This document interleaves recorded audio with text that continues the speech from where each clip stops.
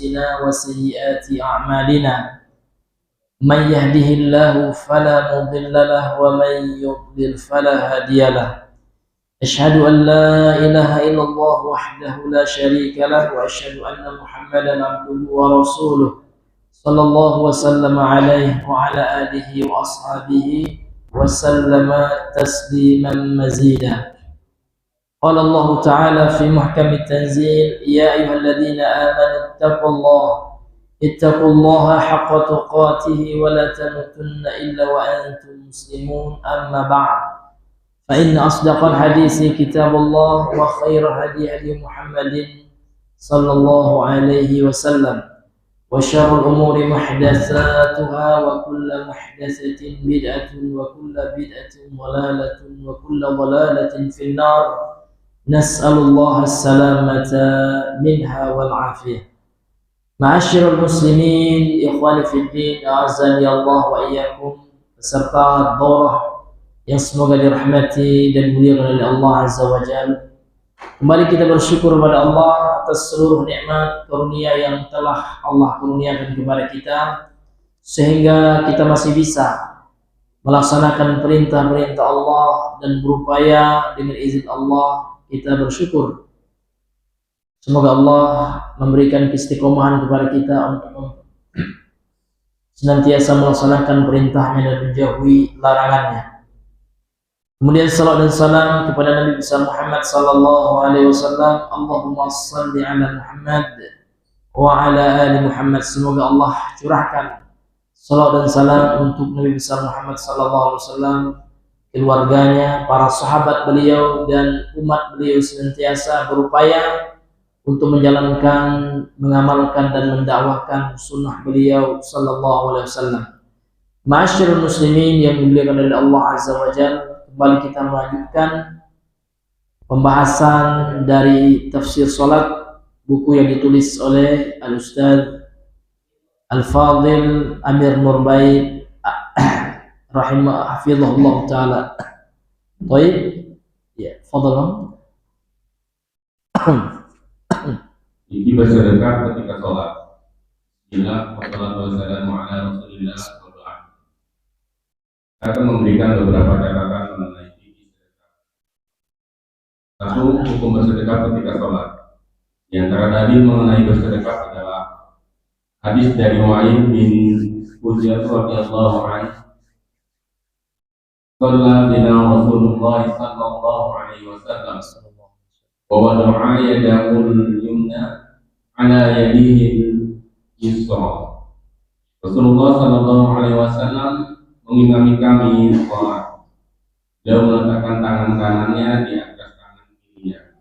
Riwayat Ahmad dan disahihkan Suhaib al-Armad. Berdasarkan hadis ini, jumhur ulama mengatakan bahwa bersedekah hukumnya anjuran. Ibnu Qudamah mengatakan bersedekah dengan meletakkan tangan kanan di atas tangan kiri ketika sholat termasuk sunnah sholat. Menurut pendapat jumhur ulama, pendapat ini diriwayatkan dari Ali, Abu Hurairah, Ibrahim an-Nakhai, Abu Mijlas, Sa'id bin Jubair, At-Tawri, As-Safi'i, para ulama Kufah dan Ibnul Munzir menyebutkan bahwa ini pendapat Imam Malik. Iya. Qala al-musannif hafizahullah, berkata penulis Ustaz Amir Bait yang semoga Allah jaga beliau. Sekarang masuklah pembahasan kepada fikih bersedekap. Jadi bersedekap itu Pak, meletakkan tangan kanan di atas tangan kiri ketika sholat. Beliau di sini menjelaskan kepada kita bahwasanya bersedekap dalam sholat itu hukumnya sunnah. Itu hukumnya sunnah. Jadi berdasarkan sabda Nabi SAW, sebagaimana hadis yang diriwayatkan oleh sahabat Wa'il bin Hujr radhiyallahu an. Beliau berkata, "Shalla bina Rasulullah sallallahu alaihi wasallam." Rasul sallallahu alaihi wasallam pernah salat bersama kami, yang menjadi imam. Wa wada'a yadahu yumna, dan beliau meletakkan tangan kanannya. Maksud tangan di sini telapak tangan beliau, ya. ala yadihil yusra, atas tangan kirinya. Jadi berdasarkan hadis ini beliau mengatakan bahwasanya hukum bersedekap itu hukumnya sunnah, dan beliau menukilkan ini adalah pendapat mayoritas atau jumhur ulama, sehingga bersedekap bukan sebuah kewajiban. Dan apabila ada orang yang sholat, misalkan ada yang tidak bersedekap, maka sholatnya sah, namun ya dia tidak mengamalkan sunnah.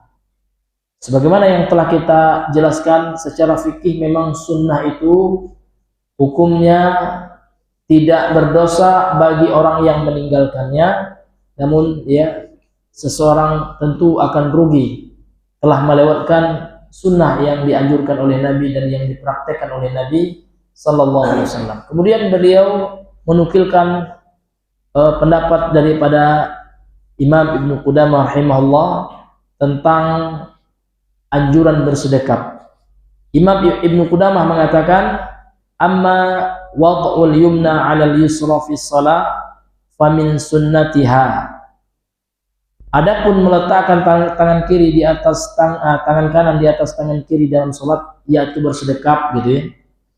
Maka Ibnu Qudamah mengatakan famin sunnatiha, maka perkara itu adalah termasuk sunnah dalam salat. Fi qawli katsirin min ahlil ilm, ini adalah pendapat kebanyakan atau mayoritas para ulama. Yurwa dzalika, riwayat ini, perkataan ini, pendapat ini ya, diriwayatkan an Aliyin, dari Ali bin Abi Thalib, wa Abi Hurairah, dan ini juga pendapatnya Abu Hurairah, wan Nakhai, dan juga Imam An-Nakhai, wa Abi Majlis ya, wa Abi Majlas, dan pendapatnya Imam Abu Majlas, wa Sa'id bin Jubair, kemudian pendapat daripada Sa'id bin Jubair, wa Thawri, dan pendapat Imam As-Thawri, wa Syafi'i, Imam Asy-Syafi'i, wa ashabi ra'i, dan ashabu ra'i yakni dari mazhab Hanafi, wa hakahu Ibnu Munzir an Malikin, kemudian pendapat ini juga dihikayatkan atau diriwayatkan oleh Imam Ibnul Munzir dari Imam Malik. Maka ini menunjukkan, hadirin yang Allah muliakan, bahwasanya bersedekap itu hukumnya sunnah. Sehingga perkara sunnah itu mesti kita bijak dalam menyikapinya. Kalaupun ada misalkan dalam sebagian mazhab Malik ya, dalam mazhab Maliki itu ada mereka sholat tanpa bersedekap, artinya irsal, maka kita katakan ya sholatnya tetap sah ya, namun ya tentu ya mereka tidak mendapatkan keutamaan mengikuti sunnah Nabi yang mulia Sallallahu Alaihi Wasallam dalam sholat. Wallahu a'lam. Dua posisi tangan ketika sedekap. Ulama berbeda pendapat mengenai posisi tangan ketika sedekap. Nawawi menyebutkan secara ringkas perbedaan pendapat ini dalam syarah Muslim. Pertama, posisi sedekap di bawah dada di atas pusar. Ini merupakan pendapat jumhur ulama termasuk Syafi'iyah menurut pendapat yang masyhur. Kedua, posisi sedekap di bawah pusar. Ini merupakan pendapat Abu Hanifah, Sufyan ats-Tsauri, Ishaq bin Rahawiyah, dan Abu Ishaq al-Marzi, ulama Syafi'iyah. Ketiga, posisi sedekap bisa memilih, boleh di atas atau di bawah pusar. Ini merupakan pendapat Imam Ahmad dalam salah satu riwayat pendapat Al-Auza'i dan Ibnu Munzir. Keempat, posisi sedekap di dada di atas perut. Ini merupakan pendapat Imam As-Sindi dan dinilai lebih kuat oleh Al-Albani. Imam As-Sindi bahkan menyimpulkan bahwa hadis yang sahih mengenai posisi tangan ketika sedekap hanya yang menyebutkan di atas dada, hanya yang menyebutkan di dada. Sementara hadis lain yang menyebutkan di bawah dada statusnya lemah. Beliau mengatakan kesimpulannya sebagaimana riwayat yang sahih menyebutkan bahwa bersedekap itu yang sesuai sunnah dan bukan irsal atau dilepas. Juga terdapat riwayat yang sahih bahwa tempat bersedekap adalah di dada dan bukan yang lainnya. Sementara hadis yang menyebutkan bahwa sedekap ketika sholat itu di bawah pusat, ulama sepakat statusnya doi. Demikian yang disampaikan Ibnu Ammar yang dinukil dari An-Nawawi dan beliau mendiamkannya. Dan pendapat ini yang lebih mendekati sunnah, sebagaimana yang disebutkan dalam hadis dari Wa'il bin Hujr radhiyallahu anhu. Qallaitu ma'a Rasulillah sallallahu alaihi wasallam wa wada'a yadahu yadahal yumna ala yadihil yusra ala qadri. Saya sholat bersama Rasulullah sallallahu alaihi wasallam, beliau bersedekap di dadanya. Hadis riwayat Ibnu Uzaimah. Baik, kemudian ma'asyiral muslimin yang dimuliakan oleh Allah, sekarang kita masih pembahasan fikih dalam bersedekap. Yang kedua, yang pertama tadi hukum bersedekap ketika sholat yang dibahas. Kemudian yang kedua, posisi tangan ketika sedekap. Dan ini adalah masalah khilafiyah di antara para ulama, namun ya tentu kita beramal dengan al-qaulur rajih, dengan pendapat yang lebih kuat atau yang terkuat. Dan kita meninggalkan beramal dengan pendapat yang lemah, dengan tetap menghargai dan menghormati para ulama kita yang telah berijtihad. Jadi Al-Imam An-Nawawi menukilkan dalam kitabnya Syarah Sahih Muslim, ya, bahwasanya ada 4 pendapat ulama dalam masalah sedekap. Pertama, posisi sedekap itu di bawah dada, ya, di atas pusat atau pusar, ya. Ini adalah pendapat jumhur ulama dan termasuk ya ulama Syafi'iyah, Imam Syafi'i dan pengikutnya dari kalangan Syafi'iyah. Ya. Dan ini termasuk pendapat yang masyhur, yang terkenal ketika itu. Kemudian pendapat yang kedua kata Imam An-Nawawi, posisi sedekap itu di bawah pusar. Dan ini merupakan pendapat dari Imam Abu Hanifah, Sufyan Ats-Tsauri, Ishaq bin Rahuyah dan Abu Ishaq Al-Maruzi, ulama Syafi'iyah, dan ya beberapa para ulama di Arab Saudi sekarang. Kemudian yang ketiga, dan ini pendapat ya dari mazhab Hambali, jadi meletakkan di bawah pusar itu, ini diantara ya pendapat dari mazhab Hambali. Kemudian yang ketiga, posisi sedekap bisa memilih. Ini pendapat yang ketiga, ya, boleh di atas atau di bawah pusar. Dan ini juga dalam mazhab Hambali juga populer pendapat yang seperti ini. Sebagaimana yang beliau katakan, ini merupakan pendapat Imam Ahmad dalam satu riwayat dari beliau, dan pendapat pula dari Imam Al-Auza'i dan Ibnul Munzir rahimahumullahu jami'an. Kemudian yang keempat, posisi sedekap di dada, di atas perut, ya, di dada, sadar, ya. Namun ulama pun terkadang berbeda pendapat dalam memahami sadar itu yang mana. Ada yang mengatakan bahwasanya yang maksud dengan sadrun atau sudur itu bagian depan tubuh manusia. Ada yang mengatakan yang posisi di atas perut ini dinamakan sadar. Ya. Ada yang mengatakan di sini, ya, ini sadar, ya. Ada yang mengatakan di sini, ya.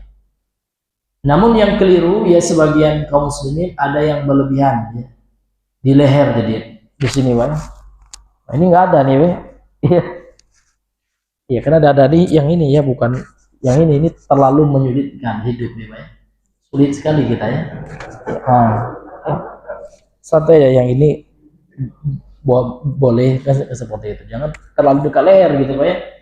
Ya, ini hadirin yang dimuliakan oleh Allah Subhanahu wa taala. Dan pendapat yang dirojihkan atau yang dikuatkan oleh Al-Imam Muhammad bin Nasiruddin Al-Albani rahimahullah dalam kitabnya Sifatu Sholatin Nabi sallallahu alaihi wasallam adalah pendapat yang beliau nukilkan dari Imam As-Sindi, ya. Bahwasanya pendapat yang paling kuat di antara pendapat-pendapat tersebut, ya, adalah bersedekap di atas dada. Karena ada hadis yang menjelaskannya, meskipun Imam, ya, Abdullah bin Jibril, ini salah seorang ulama di Arab Saudi, dalam kitab beliau melemahkan hadis ini. Jadi hadis ini pun terjadi khilaf di antara ulama. Artinya hadirin yang Allah muliakan, ini adalah perkara khilafiyah yang mesti kita saling menghormati dan saling menghargai dalam masalah ini. Artinya ya, orang-orang yang melakukan sedekapnya di perut misalkan atau di dada, maka semuanya berangkat dari dalil yang mereka anggap kuat gitu. Dan ternyata dalil yang menyebutkannya terjadi perbedaan pendapat dalam menghukumi statusnya ya para ulama, maka untuk itu hadirin yang diberikan oleh Allah dalam masalah ini kita berlapang dada. Dan tidak bisa kita mengatakan misalkan ada ya orang yang sedekapnya di sini kita katakan dia bid'ah, atau yang di dada seperti ini dikatakan tidak sesuai, maka ini sebuah kekeliruan, karena ini adalah masalah yang dianggap hukum sedekap itu sendiri pada dasarnya jumhur mayoritas ulama yang mengatakan hukumnya sunnah. Kemudian hadirin yang dimuliakan oleh Allah Subhanahu wa taala, pendapat yang dikuatkan atau yang lebih mendekati kepada sunnah ini sebagaimana yang dikuatkan oleh Imam Syekh ya Al-Albani rahimahullah berdasarkan hadis yang diriwayatkan oleh Imam Ibnu Khuzaimah. Rasulullah sallallahu alaihi wasallam bersabda, "Shallaitu ma'a Rasulillah sallallahu alaihi wasallam wa wada'a yadahu al-yumna 'ala yadihi al-yusra 'ala sadrih." Ya, Wa'il bin Hujr ya sahabat ini meriwayatkan, saya pernah salat bersama Rasulullah dan kata beliau meletakkan tangan kanannya di atas tangan kirinya di atas dadanya. Maka ya bersedekap di atas dada insyaallah taala ini adalah pendapat yang lebih dekat kepada sunnah dan yang lebih kuat insyaallah. Fadhal Muslim. Jika tata cara bersedekah pada dua pertama tangan kanan diletakkan di atas tanpa digenggam. Telapak tangan kanan bisa diletakkan di atas punggung telapak tangan kiri atau di pergelangan atau di hasta. Bagaimana keterangan Wa'il bin Hujr radhiyallahu anhu. La anzuranna ila salati Rasulillah sallallahu alaihi wasallam. Kaifa yusalli wa nazartu ilaihi faqama fakabbara wa rafa'a yadayhi hatta hajatana bi udunai thumma wada'a yadahu al-yumna ala kaffihi al-yusra wal musli was-sa'i. Saya akan perhatikan bagaimana cara sholat Rasulullah Sallallahu Alaihi Wasallam. Saya perhatikan beliau berdiri lalu bertakbir dan mengangkat tangannya di telinga. Kemudian beliau letakkan telapak tangan kanan di atas telapak tangan kiri di pergelangan dan hasta. Hadis riwayat Nasa'i, Mujiban dan disahihkan Suhaib Al-Armari seperti ditunjukkan pada gambar itu. Kedua, telapak tangan kanan menggenggam tangan kiri. Telapak tangan kanan menggenggam tangan kiri ini berdasarkan hadis dari Wa'il bin Hujr radhiyallahu anhu. Dia mengatakan, "Wa'aitu Rasulullah sallallahu alaihi wasallam idza kana qa'iman fi sholati wa qabada bi yamini ala simali." Aku melihat Rasulullah Sallallahu Alaihi Wasallam ketika berdiri sholat, beliau menggenggam tangan kiri dengan tangan kanannya. Hadis riwayat Nasa'i dan disahihkan Al-Albani seperti ditunjukkan pada gambar berikut. Hikmah bersedekah ketika posisi berdiri akan membuat sholat seseorang semakin tenang karena kedua tangan tidak banyak bergerak. Imam An-Nawawi mengatakan, para ulama mengatakan hikmah bersedekah ketika sholat agar lebih mudah untuk khusyuk karena sedekah menghalangi orang untuk main-main. Arah Sahih Muslim. Di samping itu bersedekah termasuk bentuk al-qudu, yaitu ketundukan ketika kita menghadap Allah. Imam Ahmad pernah ditanya apa maksud kita melakukan sedekah ketika sholat. Jawab beliau, Huwa dhullun baina yadai aziz. Itu adalah bentuk ketundukan di hadapan Zat yang Maha Perkasa. Iya. Demikian Allah Ta'ala. Iya. Kemudian yang ketiga, tata cara bersedekah. Jadi ada dua. Berdasarkan hadis-hadis Nabi Sallallahu Alaihi Wasallam, ya ini berdasarkan hadis dari sahabat Wa'il bin Hujr, karena beliaulah yang ketika itu yang betul-betul melihat secara langsung dan meriwayatkan ya tata cara bersedekahnya Nabi, yaitu sahabat Wa'il bin Hujr. Dua-dua hadis ini dari beliau. Jadi yang pertama tata caranya adalah bahwasanya Rasul sallallahu alaihi wasallam summa yada'u yadahu yumna. Kemudian kata beliau, Nabi itu meletakkan tangan kanannya ala kafhil yusra, ya pada telapak kiri, telapak kanan itu maksudnya di atas telapak kiri. Seperti itu Pak ya. Iya. Warusri, dan juga Nabi meletakkan ya telapak tangannya di atas pergelangan, itu ar-rusuh gitu ya, di atas pergelangan. Yang pertama telapak tangan ya, yang kedua di atas pergelangan juga, dan wasa'id ya, dan di atas ya hasta. Hasta itu ini Pak ya, ya lengan ini, nah, di atas lengan gitu ya, seperti ini ya. Iya. Jadi bisa seperti ini, atau di atas lengannya gitu ya. Nah, seperti hadirin yang dimuliakan oleh Allah Subhanahu wa taala. Itu yang pertama. Kemudian yang kedua, kata beliau, Rasul sallallahu alaihi wasallam itu qabadha yaminihi ya ala shimalihi. Jadi beliau menggenggam, itu arti qabadha ya. Menggenggam dia tangan kiri beliau dengan tangan kanannya. Di tangan kiri digenggam gitu, seperti ini. Nah, ini diantara ya cara Nabi bersedekah berdasarkan hadis-hadis ya yang dinilai sahih oleh para ulama, diantaranya oleh Syekh Shu'aib ya, Al-Arnaud dan Syekh Al-Albani rahimahullah taala. Kemudian hadirin yang dimuliakan oleh Allah, apa hikmah bersedekah? Ya. Disebutkan oleh Al-Imam An-Nawawi rahimahullah, para ulama mengatakan, qala al-ulama, berkata para ulama, wal hikmatu fi wati ihdahum 'ala al-ukhra, hikmah dari meletakkan ya tangan satu kepada tangan yang lainnya, yaitu bersedekap, annahu aqrabu ilal khusyu', maka bersedekap itu akan lebih ya mendekatkan seseorang kepada khusyuk dalam salat. Wa man'ihima minal abas, dan bisa menghalangi kedua tangan itu dari melakukan perbuatan sia-sia. Karena kalau dilepas ini ya dia akan apa namanya itu Pak, akan tidak terkontrol gitu. Mungkin tangannya bebas ya, mau garuk gitu ya, mau megang-megang apa gitu.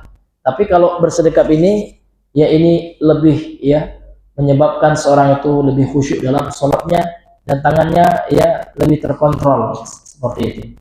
Dan Imam Ahmad pun pernah ditanya ya tentang apa hikmah bersedekap itu, maka beliau menjawab, sedekap itu adalah bentuk dzul ya, ketundukan ya, bentuk merendahkan diri di hadapan Allah Subhanahu wa taala, Aziz ya, zat yang maha perkasa. Wallahu taala a'lam. Fadhal Mas. Bismillahirrahmanirrahim. Ta'ala doa kita. Bismillah wassalatu wassalamu ala rasulillah wa ba'd. Doa kita disebut juga doa istiftah, artinya doa pembuka, karena doa ini dibaca setelah takbiratul ihram. Ulama berbeda pendapat mengenai hukum membaca doa kita. Dalam kitab fikih 4 mazhab menyatakan doa iftitahi sunnatun inda thalathatin minal a'immati. Wa qala fa al-malikiyah qalu al-mashhur annahu makruh, wa ba'dhum yaqul bal huwa mandub. Doa kita hukumnya sunnah menurut 3 imam, Hanafiyah, Syafi'iyah, dan Hambali. Berbeda dengan Malikiyah, mereka mengatakan bahwa yang masyhur doa iftitah hukumnya makruh. dan sebagian Malikiyah mengatakan doa iftitah dianjurkan. Ini ala al-mazhab al-arba'ah. Al-madhahibil arba'ah. Dan pendapat yang benar adalah pendapat jumhur ulama. Dalil mengenai anjuran doa iftitah terdapat dalam hadis dari Abu Hurairah radhiyallahu anhu. Karena Rasulullah sallallahu alaihi wasallam idza kabbara fis salati sakata munayyatan qabla an yaqra'a faqultu ya Rasulullah berarti anta wa ummi ara'aita sukutaka baina takbiri wal qira'ati ma taqul qul aqulu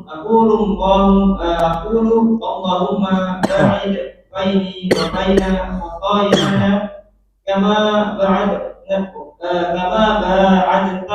baina masyriqi wal maghribi.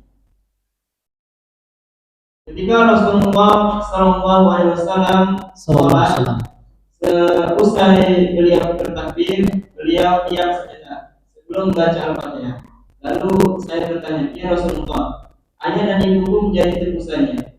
Ketika Anda diam antara takbiratul ihram dan membaca Al-Fatihah, apa yang Anda baca? Dia menjawab, saya membaca Allahumma ba'id baini wa baina khataayaya dan seterusnya. Hadis riwayat Bukhari 344 dan Muslim itu 342. Hadis di atas ini menunjukkan kita dianjurkan membaca doa iftitah, dan doa iftitah dibaca pelan, baik makmum, imam maupun orang yang sholat sendirian. Dan ini berlaku untuk semua sholat wajib maupun sunnah. Hanya saja untuk sholat jenazah tidak dianjurkan membaca doa iftitah, karena dalam sholat jenazah kita dianjurkan untuk banyak mendoakan mayit sehingga sholatnya dibuat ringan, sehingga tidak ada rukuk, sujud dan tasyahud. Iya.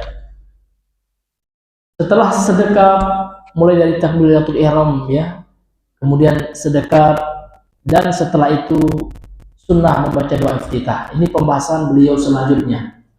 Jadi doa iftitah ini juga merupakan perkara yang telah dibahas serta diperselisihkan oleh para ulama.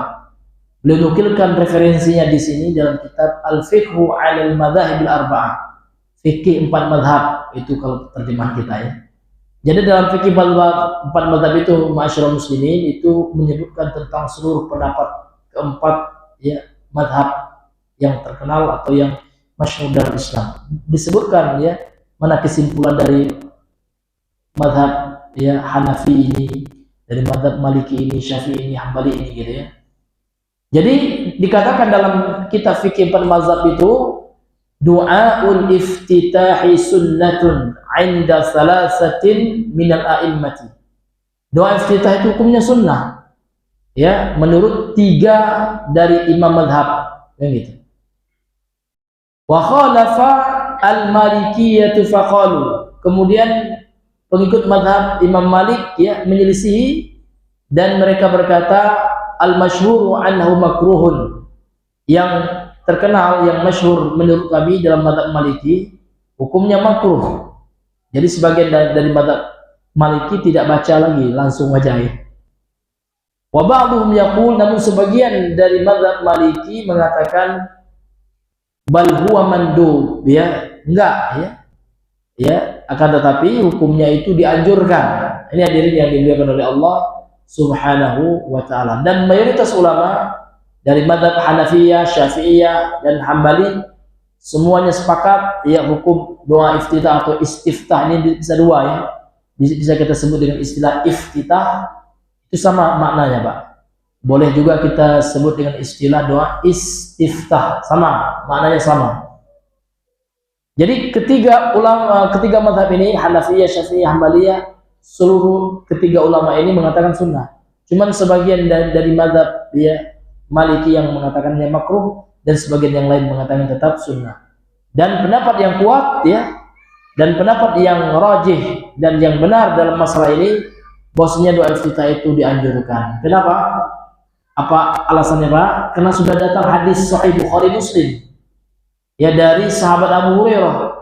Sahabat Abu Hurairah mengatakan Karena Rasulullah sallallahu alaihi wasallam idza kabbara fi shalah, dahulu Rasulullah SAW apabila takbir ya, takbiratul ihram gitu, hendak melakukan salat itu takbiratul ihram, dibuka salat dengan takbiratul ihram, sakata Unayyah, beliau ya diam sejenak qabla an yaqra, sebelum beliau membaca Al-Fatihah. Maka Abu Hurairah berkata, faqultu ya Rasulullah, aku bertanya, wahai Rasulullah, bi abi anta wa ummi ara'aita sukutaka baina takbiri wal qiraati ma taqulu qal, ya. Saya melihat engkau berhenti wahai Rasulullah, gitu ya. Engkau berhenti sejenak antara takbiratul ihram dan membaca Al-Fatihah. Apa yang engkau baca ketika berhenti itu, ya? Ketika waktu sejenak itu, maka Rasulullah SAW menyebutkan doa iftitah. Aku mengatakan atau aku mengucapkan, Allahumma ba'id, ya Allah jauhkanlah baini wa baina khataya, ya, antara aku dan dosaku, kama ba'adta bainal masyriq wal maghrib, sebagaimana engkau telah menjauhkan antara timur dan barat, dan seterusnya, gitu ya. Ini hadirin yang dimuliakan oleh Allah Subhanahu wa taala. Ini hadis menunjukkan apa?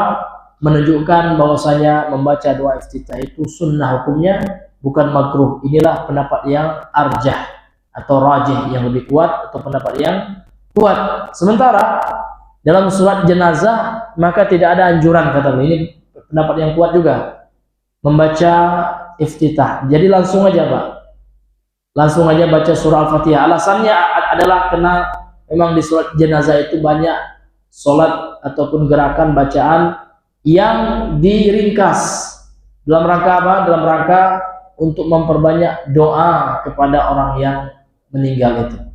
Ini yang mesti kita perhatikan, ma'asyiral muslimin, Bapak Ibu yang Allah muliakan.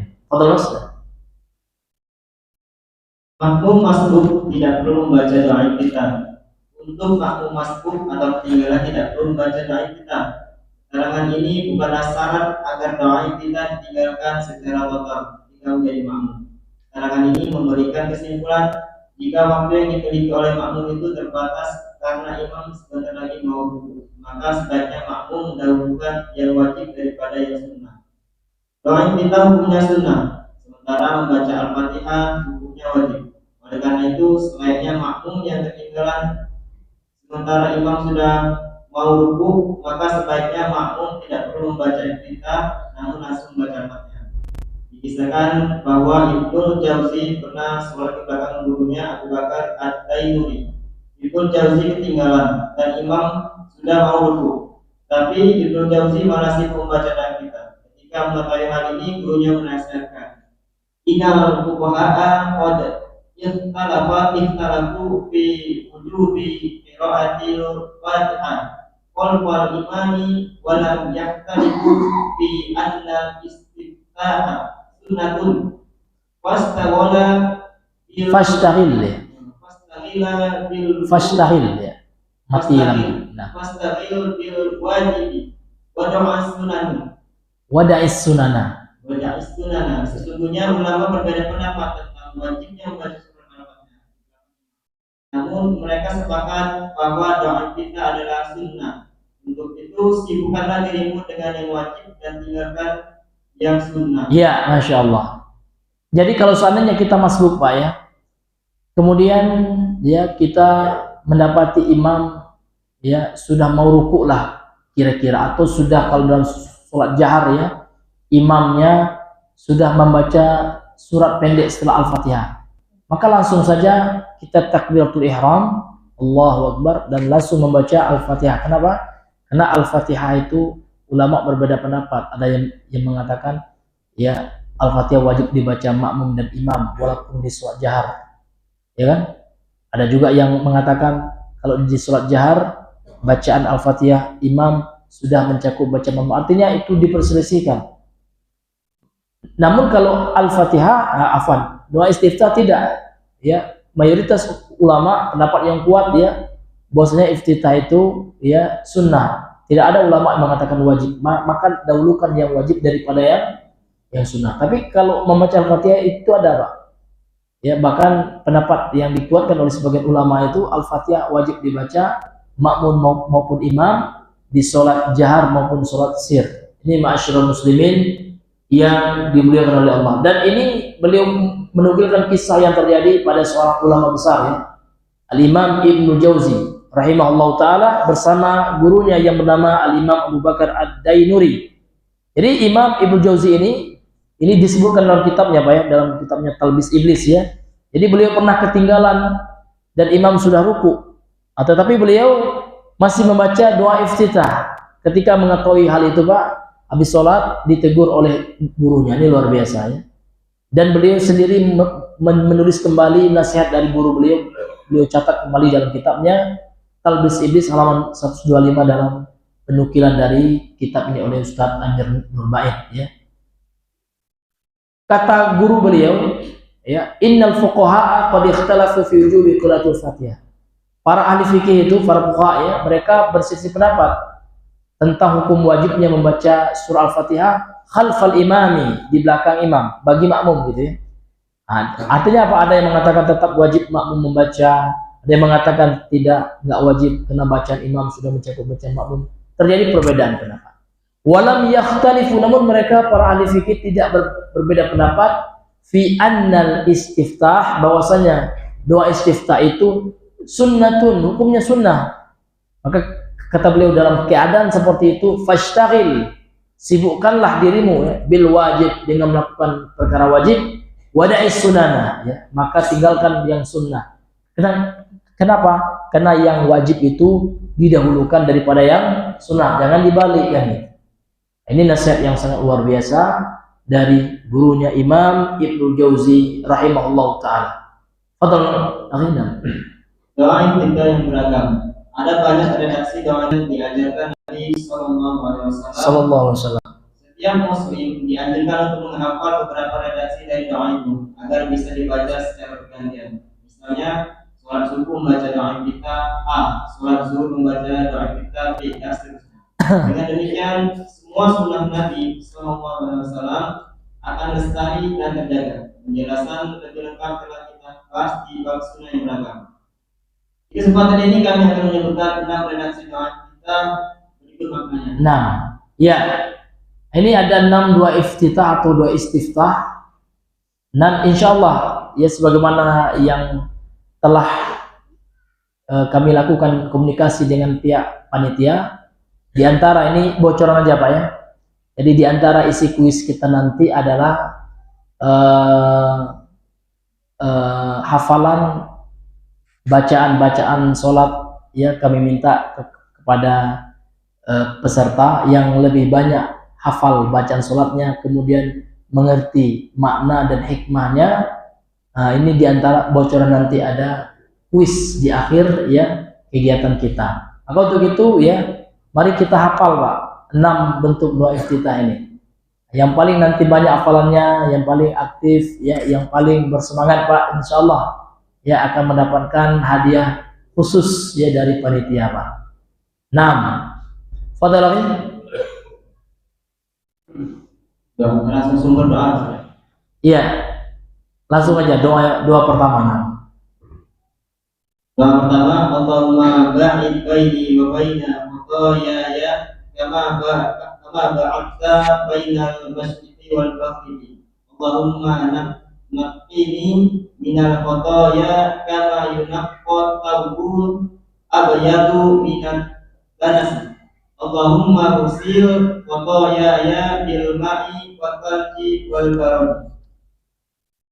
Artinya, ya Allah, jauhkanlah diriku dengan dosa-dosa sebagaimana Engkau jauhkan antara timur dan barat. Ya Allah, bersihkanlah diriku dari dosa sebagaimana pakaian putih dibersihkan dari dosa.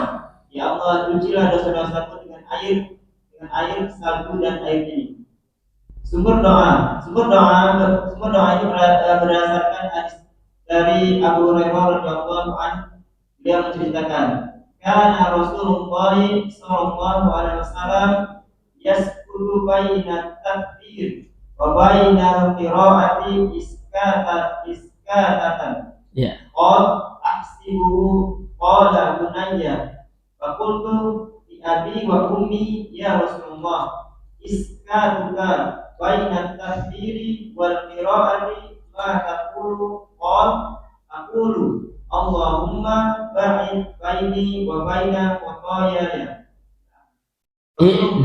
Rasulullah sallallahu alaihi wasallam sering diam sejenak antara takbiratul ihram dan bacaan Fatihah. Lalu saya bertanya, ya Rasulullah, ayah dan ibuku sebagai tebusannya, ketika Anda diam antara takbir dan Fatihah, apa yang Anda baca? Jawab Nabi sallallahu alaihi wasallam, saya membaca Allahumma ba'id baini wa baina khataayaya. Iya. Nah, jadi doa yang pertama ya kalau sudah ada yang hafal, masya Allah Pak ya. Ya, tinggal menghafal yang 5-nya lagi ya. Ya, jadi doa yang pertama ini Pak, ini doa yang diriwayatkan oleh Al-Imam Al-Bukhari dan Muslim dalam sahih mereka berdua dari sahabat Abu Hurairah. Ya, jadi bunyi doanya Allahumma ba'id baini wa baina khataayaya kama ba'adta bainal masyriqi wal maghrib. Allahumma naqqini min khataayaya. Kalau dalam riwayat hadisnya ada min khataayaya gitu atau minal khataaya, itu bisa juga ya. Kama yunaqqas saubul abyadu minad danas. Allahumma sil khataayaya.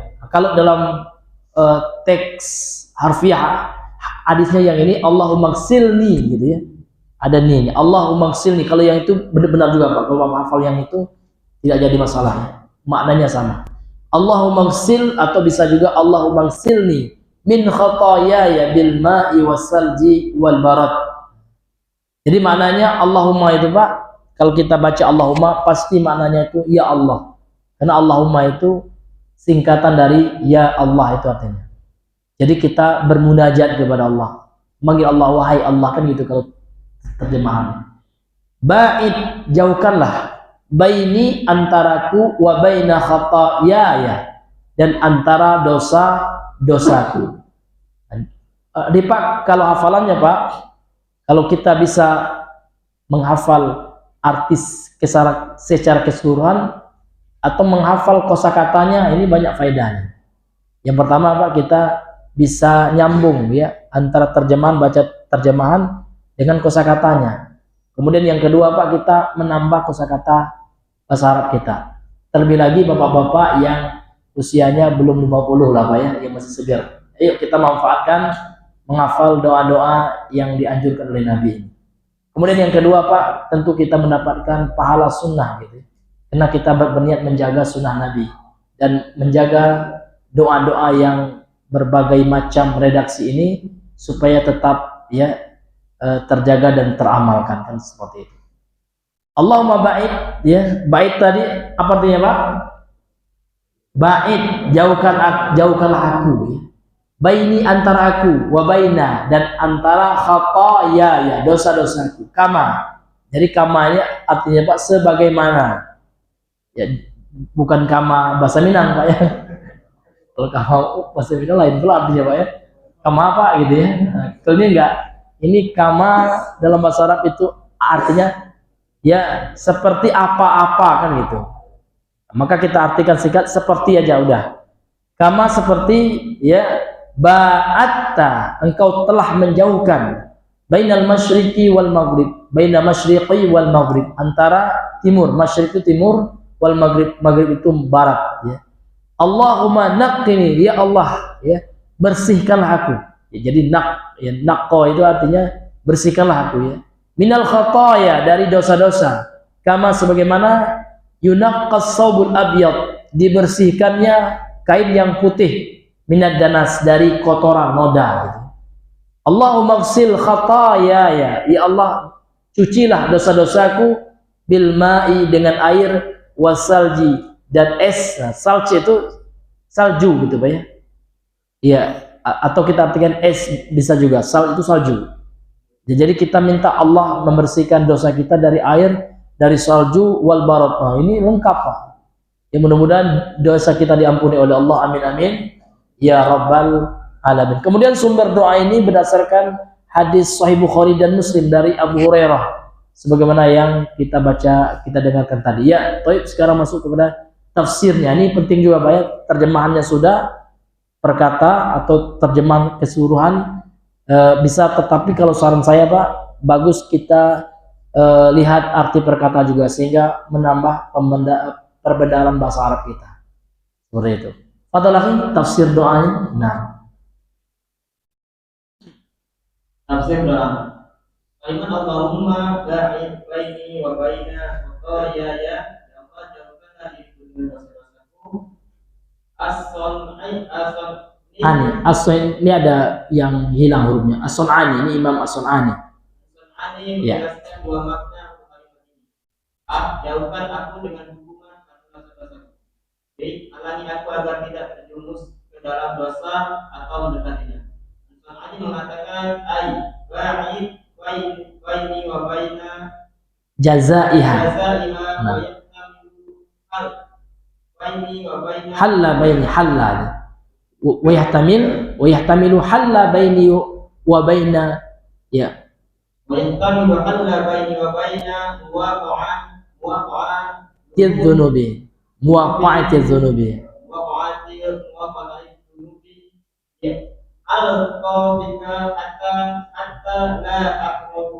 la uqarribaha.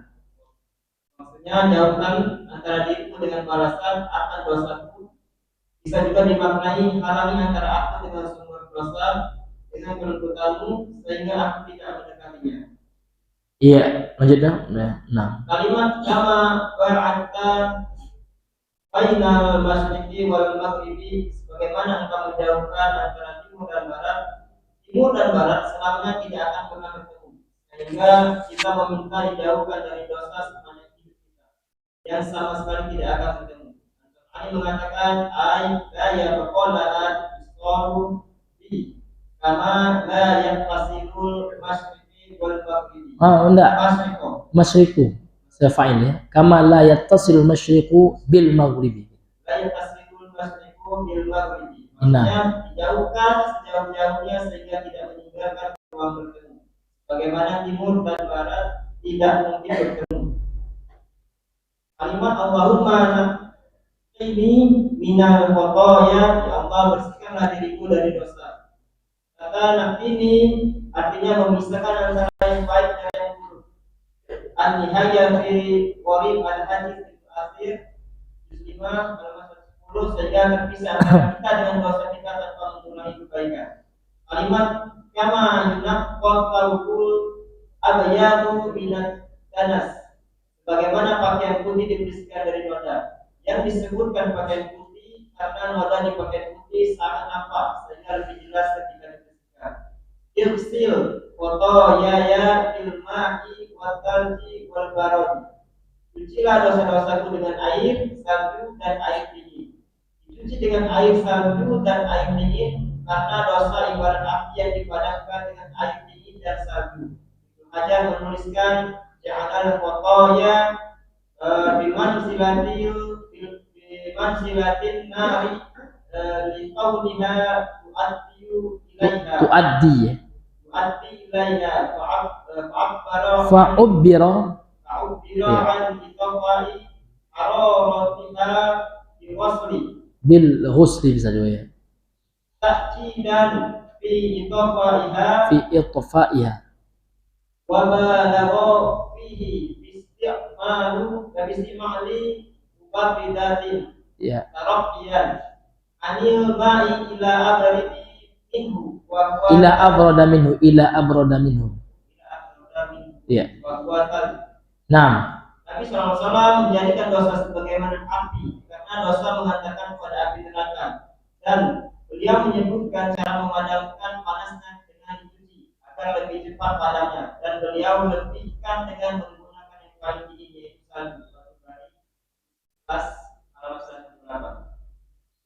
Catatan, dalam doa ini kita memohon kepada Allah penyucian dosa sebanyak 3 kali dengan 3 cara yang berbeda: dijauhkan, dibersihkan, dan dicuci. Al-Kirmani menjelaskan yahtamilu an yakuna fi da'wati isyaratun ilal asminati salasati fal mu'abadatu lil mustaqbali. Ya. wa tanqiyati Wa tanqiyatu ya lil hali wal husli lil madi. Ya. Bisa jadi tiga bentuk doa ini adalah isyarat terkait waktu pencucian dosa, yaitu dijauhkan dari dosa di masa mendatang, dibersihkan untuk dosa saat ini, dan dicuci untuk dosa di masa silam. Fathul Bari 2 halaman 230. Iya, sekarang kita masuk ma'asyiral muslimin kepada tafsir doa iftitah yang pertama, yaitu doa Allahumma ba'id. Jadi Allahumma ba'id baini wa baina khataaya, ya terjemahannya ya Allah, jauhkanlah aku dari dosa-dosaku. Jauhkanlah antara aku dan antara dosa-dosaku. Beliau menukilkan di sini ya penafsiran dari Imam As-San'ani rahimahullah. Maka beliau menjelaskan ada dua makna daripada atau tafsir daripada penggalan doa Allahumma ba'id baini wa baina khataaya. Yang pertama, jauhkanlah aku dengan hukuman karena dosa-dosaku. Ya, jadi Allahumma ba'id baini wa baina khataaya itu ya Allah, jauhkanlah aku dari hukuman yang akan Engkau berikan dikarenakan dosa-dosa yang telah aku lakukan. Jadi kita meminta Allah ya tidak menghukum kita atas dosa yang pernah kita lakukan. Ini yang pertama. Kemudian yang kedua, halangi aku agar tidak terjerumus ke dalam dosa atau mendekatinya. Kemudian kalau yang pertama itu kalau sudah terlanjur berdosa gitu ya, maka makna Allahumma ba'id baini wa baina khataaya kama ata bainal masyriqi wal maghrib itu ya maksudnya yang pertama adalah kita mohon kepada Allah supaya Allah tidak menghukum kita, supaya Allah menjauhkan kita dari ya siksaan akibat dosa yang pernah kita lakukan. Ini subhanallah, ini juga mengandung kalimat taubat gitu ya. Kemudian mana yang kedua, ini sebelum terjadinya dosa kita memohon kepada Allah supaya Allah menghalangi kita, supaya Allah jauhkan kita dari dosa sebelum kita melakukannya. Seperti itu. Ya, beliau nukilkan di sini nas ya dari perkataan Imam As-San'ani, ibarah dari perkataan Imam As-San'ani.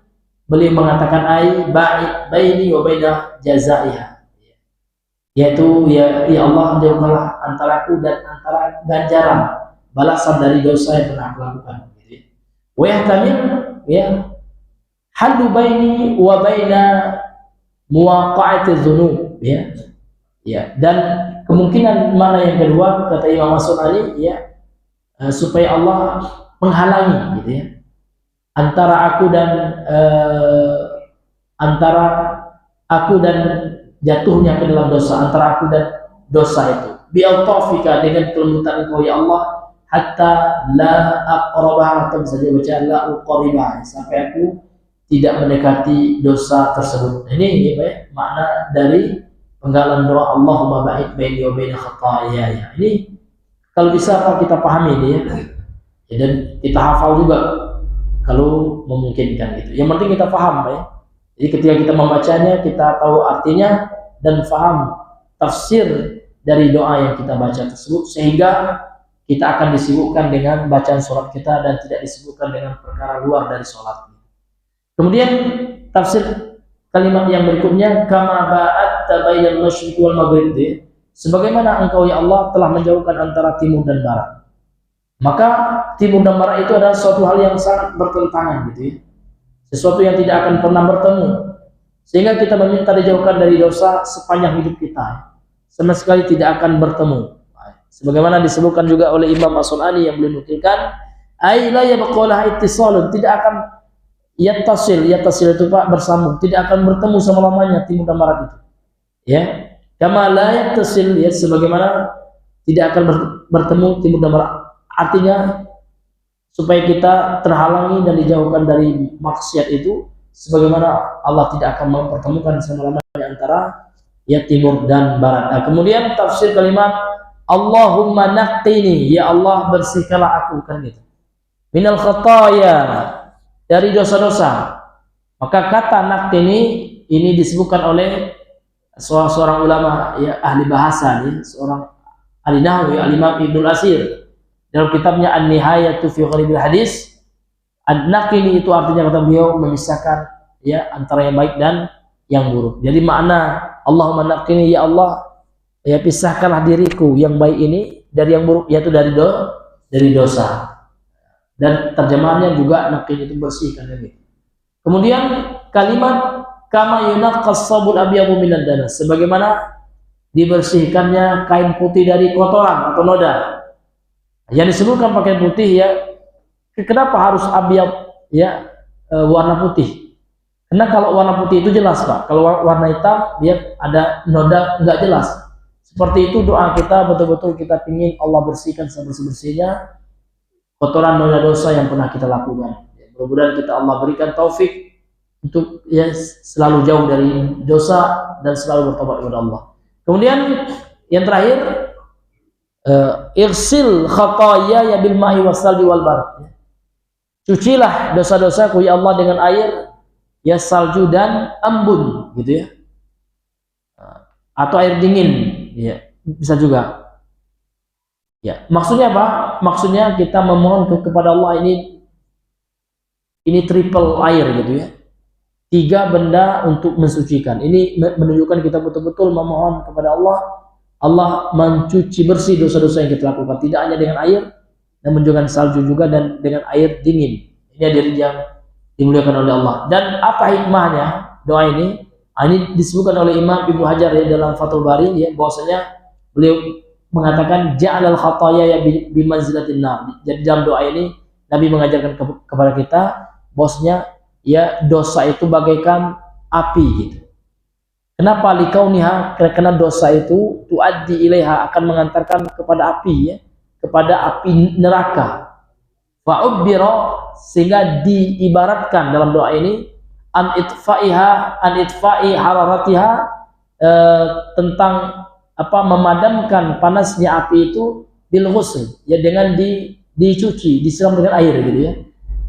Ta'kidan fit faiha, ini dalam rangka menguatkan di dalam apa, dalam memadamkan api itu, wabalagha fihi, dan berlebihan gitu ya, dan bersungguh-sungguh dalam memadamkan api itu ya, bisti'malil mubarridat, dia dengan menggunakan ya benda-benda yang dingin ya, cairan-cairan yang dingin. Nah, dan ini adalah tartiyan anil ma'ila abrada minhu wa huwa sal, dan beliau lebihkan dengan menggunakan yang paling dingin ya, ila abrad itu kepada yang paling dingin ya, diantaranya adalah dengan salju, sehingga api itu benar-benar padam, benar-benar tidak berbekas. Ini hadirin yang dimuliakan oleh Allah Subhanahu wa taala. Kemudian ya, dalam hal ini Pak, kita berdoa dengan sebanyak 3 kali ya, dalam catatannya ya, dan dengan 3 cara yang berbeda. Yang pertama jauhkan ya kan,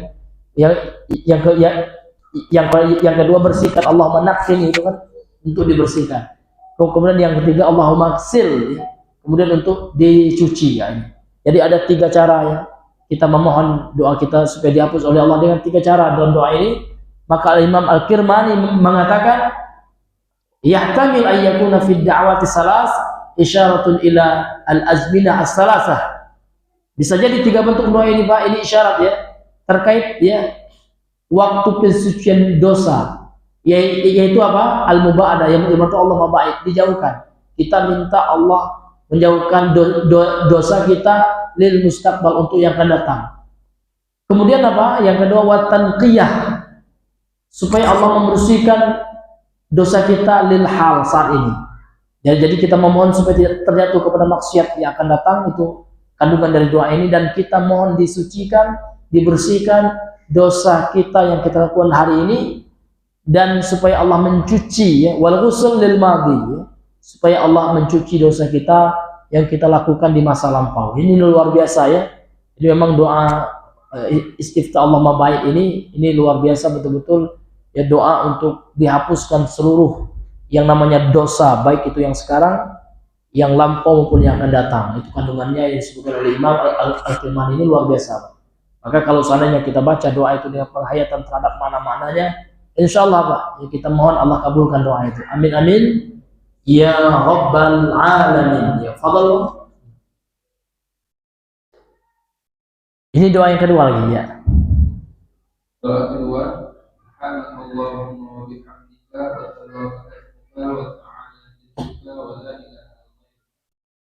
Maha suci Engkau ya Allah, dengan segala puji bagimu, maha berkah namamu, maha tinggi keagunganmu, dan tiada Tuhan yang berhak disembah berdoa berdasarkan hadis dari Aisyah radhiyallahu anha. Beliau mengatakan, karena Rasulullah sallallahu alaihi wasallam idza istaftaha as-salata qala Allahumma wa bihamdika wa tabaraka ismuka. Rasulullah sallallahu alaihi wasallam membaca doa iftitah dengan mengucapkan Allahumma wa bihamdika. Hadis riwayat Abu Dawud. Nah, ini doa usani, doa yang kedua. Ini doa yang terpendek nih Pak. Ini gampang lah ya. Ya subhanakallahumma wa bihamdika wa tabaraka ismuka wa ta'ala jadduka wa la ilaha ghairuk. Kalau bisa kita pahami arti perkataannya dulu Pak ya. Subhanaka, apa artinya Pak? Maha suci Engkau ya Allah. Allahumma ya Allah, wa bihamdika, dengan segala pujian untukmu ya Allah. Wa tabaraka, ya, dan maha berkah, itu tabaraka itu Pak ya. Wa tabaraka itu apa? Artinya dari barokah itu. Wa tabaraka, dan maha berkah ismuka. Kalau baca cepat, wa tabaraka ismuka, dan maha berkah namamu ya Allah. Wa ta'ala, dan maha tinggi apa? Jadduka, kemuliaanmu, keagunganmu ya Allah. Wa la ilaha ghairuka, dan tidak ada sesembahan selain Engkau ya Allah. Engkau lah sembahan yang hak itu. Ini Pak ya. Nah, kalau kita hafal kosakatanya, mudah merangkai terjemahannya nanti. Jadi subhanakallahumma wa bihamdika wa tabarakasmuka wa ta'ala jadduka wa la ilaha ghairuk. Nah, ini Pak, ini hadis tentang doa yang terpendek. Masyarul muslimin, kalau bisa kita hafal. Dan hadis ini sumbernya adalah hadis dari Abu Daud, dikeluarkan oleh Imam Abu Daud, Imam At-Tirmidzi, dan disahihkan oleh Syekh Al-Albani dari istri Nabi Aisyah. Karena Rasulullah sallallahu alaihi wasallam iza staftaha salah, dahulu Nabi itu, kata Aisyah ya, apabila ingin membuka salat setelah takbiratul ihram ya, menjelang baca Al-Fatihah, beliau mengucapkan doa subhanakallahumma wa bihamdika wa tabarakasmuka wa ta'ala jadduka wa la ilaha ghairuk. Ini hadirin yang dimuliakan oleh Allah. Mari kita ya hafalkan doanya Pak, dan mengerti makna kosakatanya serta terjemahan keseluruhannya. Ini akan membuat kita lebih khusyuk, dan juga kalau kita paham tafsirnya, ini lebih membuat kita bisa merenungi setiap doa yang kita ucapkan, sehingga sholat kita tidak cepat-cepat dan tergesa-gesa. Ya, karena orang yang cepat-cepat itu Allah ya, apakah direnungnya atau enggak ya. Maka kalau sahabat Pak ya, sahabat itu doa kalau sholat sendiri kecuali imam itu janganlah cepat-cepat ya, karena kondisi makmum berbeda-beda. Tapi kalau kita sholat sendiri Pak, usahakan semakin lama berdiri sholat, kata Nabi, itu semakin utama. Afdalus sholati tulul qiyam, kata Rasul. Sholat yang paling utama itu yang paling lama berdirinya. Kenapa? Karena dia sibuk ya memahami, merenungi setiap bacaannya, dan ketika membaca surat juga, membaca surat tentang azab, membaca surat tentang neraka, dia takut khawatir. Ya, membaca surat tentang apa surga, dia mengharapkan surga itu, seperti itu. Kemudian membaca ayat tentang dosa, ingat pula dia dengan dosanya yang banyak, ya. Sehingga apa? Sibuk dia dalam sholatnya, sibuk memikirkan bacaan sholatnya, itulah yang khusyuk itu. Sementara orang yang tidak paham apa yang dia baca, sibuk juga, namun sibuk memikirkan yang lain. Nanti besok siang saya mau kemana nih, gitu ya. Ya kan? Oh, besok lagi ya, saya mau jalan ke kemana, sibuk memikirkan yang di luar sholat, itu yang tidak khusyuk gitu. Ini hadirin yang dimuliakan Allah. Maka ini penting sekali Pak ya, kita memahami makna bacaan setiap bacaan sholat yang kita ucapkan. Ya, ini time to break. Wah ya, insyaallah ya. Jadi waktu kita habis nih kayaknya Pak. Ya, maka kita kembalikan kepada moderator ya. Tafadhol. Ya, alhamdulillah. Sebelum kita istirahat, ada yang peserta yang ingin bertanya, kami silakan. Dan kita istirahat insya Allah agak panjang sampai jam 8, jadi silakan dimanfaatkan untuk menghafalkan doa. Ya, mudah-mudahan kan nanti ada rezeki, nanti pulang malam kan. Ya, assalamualaikum warahmatullahi wabarakatuh. Waalaikumsalam warahmatullahi wabarakatuh. Ini Ustaz, untuk anjuran yang membaca doa iftitah ketika masbuk tadi, Ya. Dikatakan kita tidak perlu membaca doa iftitah ketika masbuk. Iya. Batasannya seperti apa Ustaz? Masbuk ini, apakah ketika imam sudah mulai membaca Al-Fatihah, atau sudah lebih jauh dari itu, udah rukuk mungkin? Karena kan di dalam Al-Quran dikatakan apabila ketika imam dibacakan Al-Quran maka diam. Untuk batasannya seperti apa? Iya, Masya Allah. Jazakallah. Wayakum. Iya, jadi yang telah disebutkan tadi oleh gurunya Imam Ibnu Jauzi itu, batasannya itu kalau seandainya kita baca istiftah ya atau doa iftitah ya, maka kita terlewatkan membaca Al-Fatihah ya. Karena memang membaca Al-Fatihah itu kewajibannya itu ya, sebagian ulama mengatakan wajib dibaca baik makmum maupun imam ya. Adapun hadis ya atau ayat Al-Quran ya yang mengatakan apabila wa idza quriyal Qur'anu ya fastami'u lahu wa ansitu, kan gitu, maka dengarkanlah dan diam. Maka sebagian ulama menjelaskan itu maksudnya selain ya Al-Fatihah, karena itu dalilnya umum. Ini namanya dalil ammah ya, nas yang sifatnya umum, sementara membaca Al-Fatihah itu khusus. Sehingga yang umum itu dalam usul fikih ya mesti dikhususkan. Kalau ada yang mengkhususkannya, ada mukhasisnya. Maka ada istilah ulama usul fikih amun makhsus. Memang ayat itu ya kita dianjurkan apabila dibacakan Al-Quran ya, ini kan umum sifatnya, baik itu dalam sholat ya kan maupun di luar sholat, maka adabnya diam.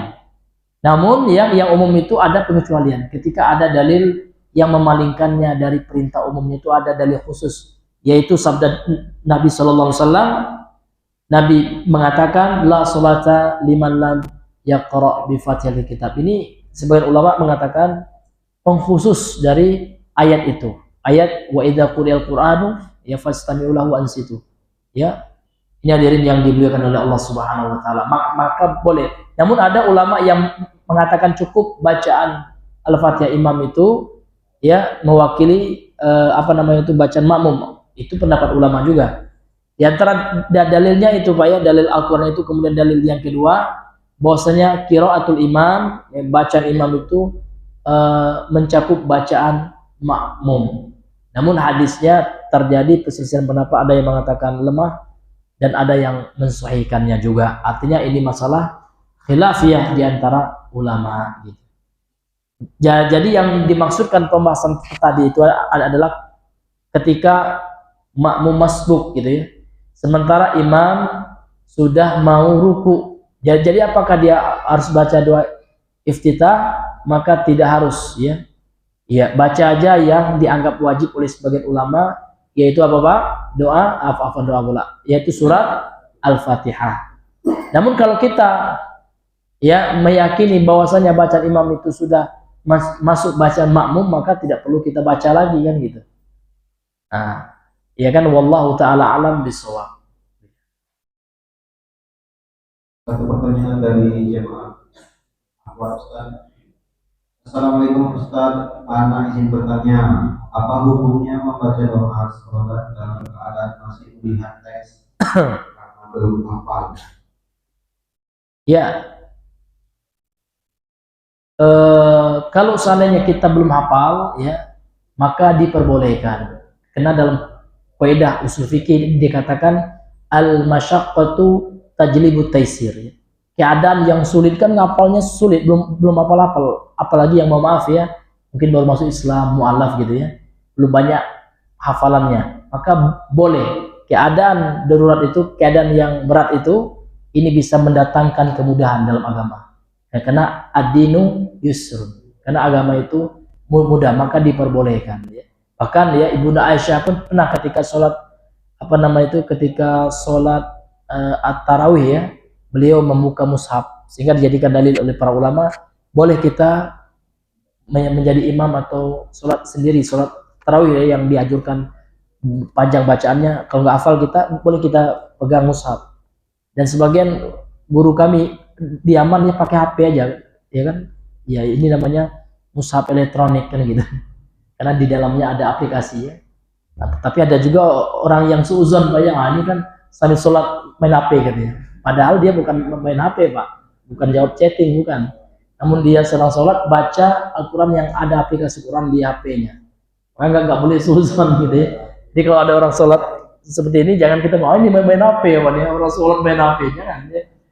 Nggak boleh suuzon Pak. Jadi yang kita buka apa-apa aplikasi Al-Quran digital yang ada di HP kita masing-masing.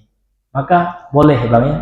Kalau memang, namun yang afdolnya tentu tidak ya, karena yang megang-megang ini juga akan mengurangi kekhusyuan kita kan gitu. Ya, wallahu taala alam bisawab. Ya, alhamdulillah kita selesai sesi pertama. Maaf, Ustaz, masih ada pertanyaan lagi? Iya ya.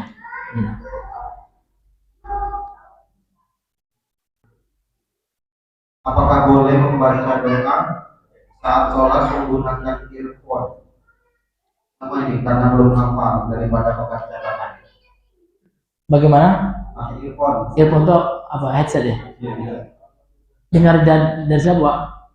Yang Dari rumah di atas. enggak, maksudnya sholat dengan ini. Iya. Yang didengarin suara siapa? Suara rekaman. Ya, kurang paham saya itu. Kalau dia pakai ini berarti dia berimam dengan ini, dia jadi makmum atau bagaimana? Kalau itu nggak boleh ya, nggak boleh kita berimam dengan sesuatu yang sifatnya tidak tampak ya, atau sesuatu aplikasi. Kita jadi makmum kan, imamnya sesudes gitu ya. Amin, nggak boleh gitu. Rekaman doa. Ah? Ini terkait bacaan doa tadi. Iya. Kan yang pertanyaan sebelumnya kita baca, nah kali ini rekaman doa, jadi kita membaca doa itu mendengarkan dan rekaman. Oh, kalau seperti itu beda membaca dengan mendengarkan gitu. Kalau kita mendengarkan itu Pak, ini akan apa? Akan mengurangi kesempurnaan sholat kita. Karena sholat itu kan artinya apa? Doa. Kita yang berdoa, bukan kita mendengarin gitu. Kecuali kita dengarin imam. Tapi kalau dengarin yang lain itu nggak ada ya. Maka yang seperti itu kalau saya lihat wallahu alam ya. Ya. Karena itu artinya kita fokus kepada mendengarkan yang lain gitu. Kecuali yang kita dengarkan itu imam. Kalau imam ya harus kita dengarkan itu. Ya, tapi kalau dengan alasan belum hafal doa, ya boleh dengan kita baca. Kalau baca itu ada dalilnya gitu. Tapi kalau mendengarkan wallahu alam ya, saya nggak tahu dalilnya, dikhawatirkan itu ya mengarah kepada hal yang mengada-ngada ya. Iya. Karena kalau membaca itu ada Pak, ada dalilnya dilakukan oleh sahabat. Tapi kalau mendengarkan itu saya belum pernah mendengar ada sahabat yang belum hafal, ada sahabat di sampingnya membantu dia membacakan, nggak ada gitu ya dalil yang seperti itu. Ya wallahu alam bisawab. Kecuali itu di luar sholat Pak, jadi boleh dalam rangka belajar. Tapi kalau dalam sholat hendaknya yang ada dalilnya saja Pak ya. Wallahu alam bisawab. Lagi ada pertanyaan via Facebook. Iya. Fadal mana? Bismillah, assalamualaikum Ustaz. Bagaimana bacaan sholat selama ini tidak sesuai dengan tuntunan Nabi? Kemudian setelah dipelajari sesuai dengan tuntunan Nabi, karena sudah terbiasa dengan bacaan yang selama ini, jadi sholat seperti kurang khusyuk karena sibuk mengingat sesuai dengan tuntunan Nabi. Bolehkah zikir sambil baca panduan kata hafal atau belum hafal? Kalau ini sepertinya pertanyaannya sama kayak yang pertanyaan sebelumnya. Iya. Jadi dia selama ini baca tidak sesuai tuntunan Nabi. Iya. Kemudian dia sudah belajar, tahu ada doa baru, tapi dia ini kan belum hafal gitu. Iya. Jadi bolehkah sambil baca? Ya kalau memang tidak hafal betul ya boleh. Namun yang lebih afdolnya kita hafal Pak. Insya Allah ya. Kalau kita sungguh-sungguh bisalah hafal gitu ya. Walaupun nggak semuanya, salah satunya ya kita hafalkan kan seperti itu. Ya. Namun yang pakai earphone tadi itu Pak, ini saya belum menemukan ini ya. Nah, karena memang masalah ibadah ini tauqifiyah gitu ya. Ya, kecuali di luar sholat itu bebas untuk sarana pembelajaran. Tapi kalau sholat itu kita sudah ibadah Pak, bukan dalam ranah belajar lagi gitu ya. Nah, tapi kenapa kalau pakai mushaf boleh? Karena ada dalilnya. Karena ada sahabat yang belum hafal apa namanya itu Al-Quran, mereka melihat. Berarti yang belum hafal doa pun boleh lihat doa. Ini ada dalilnya kan seperti itu. Tapi kalau yang memperdengarkan tadi itu tidak ada sahabat yang belum hafal, kemudian di sampingnya ada sahabat yang hafal, lantas yang hafal ini membacakannya dan dia lagi sholat, itu tidak ada seperti itu. Jadi kalau untuk mengkiaskan ke situ, tidak ada yang dikiaskan itu, nggak ada, gitu. Nggak ada hukumnya. Wallahu a'lam bishawab. Ustaz, ya, alhamdulillah kita selesai sesi pertama. Kembali kita lanjutkan insya Allah nanti jam 8 pagi. Kami harapkan para peserta sudah hadir sebelum kajian kita mulai. Assalamualaikum warahmatullahi wabarakatuh. Waalaikumsalam warahmatullahi wabarakatuh.